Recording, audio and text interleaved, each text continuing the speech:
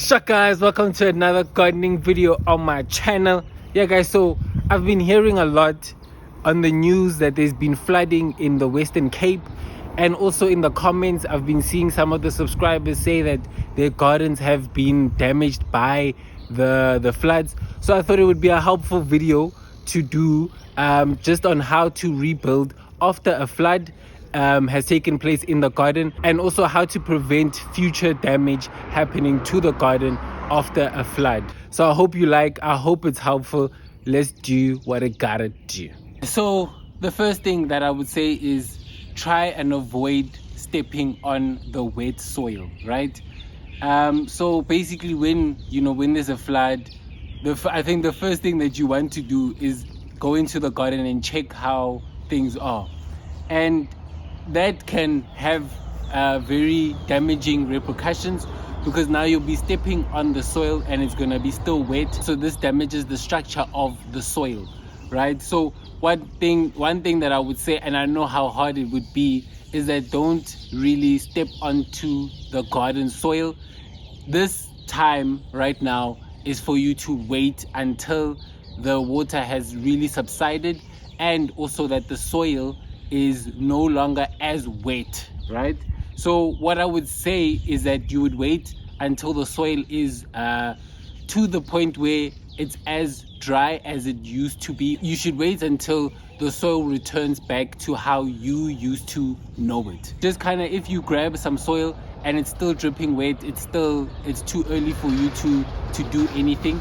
I would say you should wait until maybe maybe if there's like a little bit of drippage, then you can start to basically rebuild, right? So right now, until it gets really dry, I would say it's time for you to wait. It's a waiting game, but in that waiting game, there will be strategies that you can do that we will talk about later. So now once you feel like the soil is dry enough and it's returned back to its normal structure, depending on how severe the floods were, it's time to basically now just take everything out, right?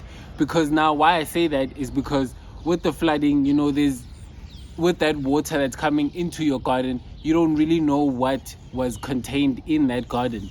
So you don't know what the harmful substances might be in that garden.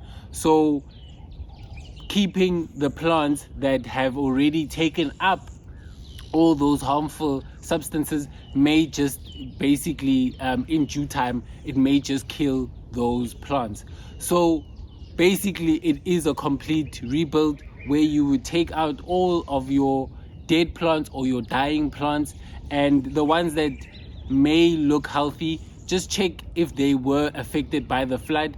And then if you can check, maybe if how severe the flood was and where it came from, and all these, where the water came from, then you'd be able to know, okay, maybe this is not as dangerous, or this is as dangerous. So what I would suggest is basically just take out all your plants that you already grew and basically rebuild again. So as I said before, in that wait, right, you're not really just waiting. Now it's time to actually structure how you are going to move forward. Now it's time to put in an action plan. How will my garden look like? How can I avoid future damage with the flood? So that's now what we're gonna talk about, how to now move forward. So with a flood, right, basically all the nutrients that you had in your garden, now all of that nutrients will either be replaced by the substances that were in the flood, and now those nutrients will be depleted, right? Because now they're completely at the bottom, they are washed away, whatever the case may be, right? So as a gardener now, we need to replace those nutrients back, and the best way, the most natural way, compost, right?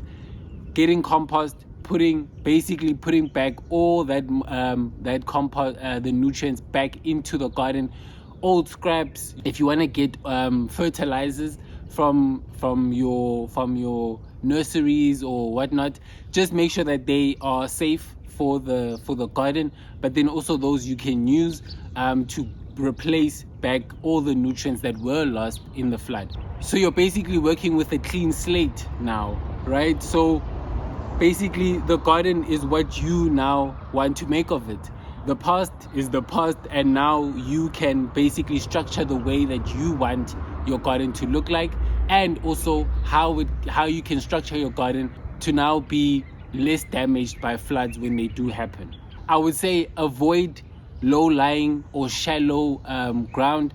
Look at how your garden is structured.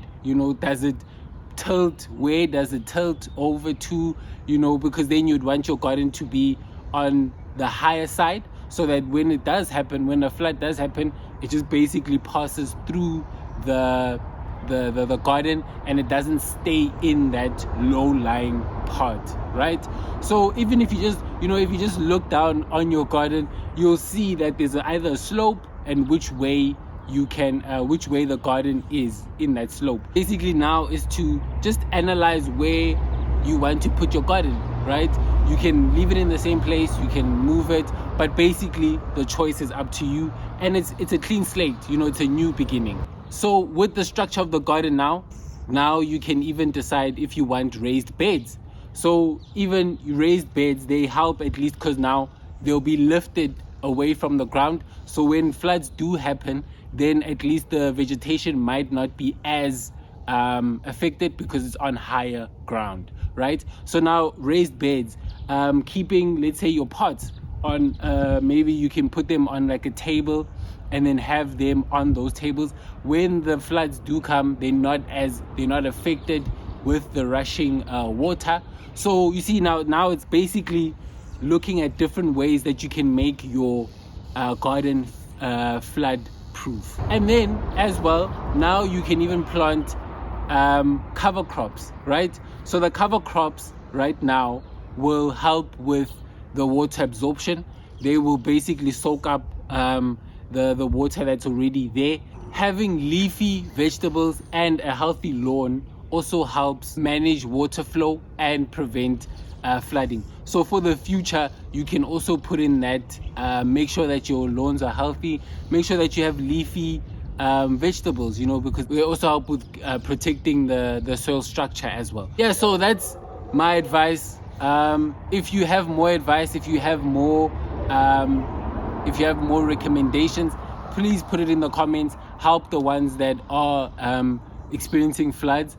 Maybe they can also make use of this. Let's create a community where we can help each other with this situation. Let's create a community of suggestions, of helping each other and supporting each other.